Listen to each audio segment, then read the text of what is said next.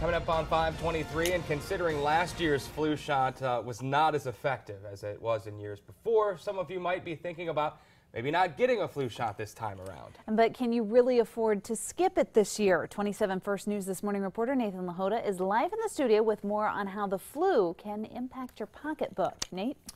Dana Lauren, flu season carries an actual price tag for the nation, but the impact on your bottom line can be curbed with some simple steps.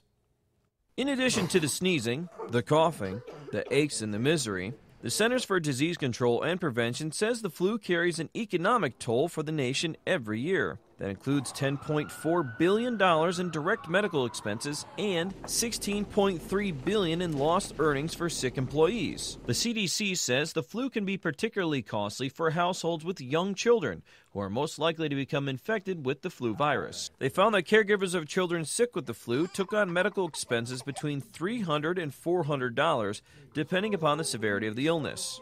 For kids and adults, fighting fall and winter colds and flu can be made easier by putting certain items in the grocery cart. Yogurt's live cultures can help prevent colds, while mushrooms show promise in boosting immunity. Water and other fluids can help clean a cold out of your system. Hot peppers and spices can help clear sinuses, and honey can soothe an irritated throat. Flu season typically peaks between January and March, but the CDC warns flu is unpredictable and timing varies every year. That's why they recommend getting a vaccine now in the fall. Now, if your work or your insurance doesn't cover you and your family's flu shots, you just need to know that the CDC expects that flu vaccines to cost between $10 and $32. For WKBN 27 First News this morning, I'm Nathan Lahota.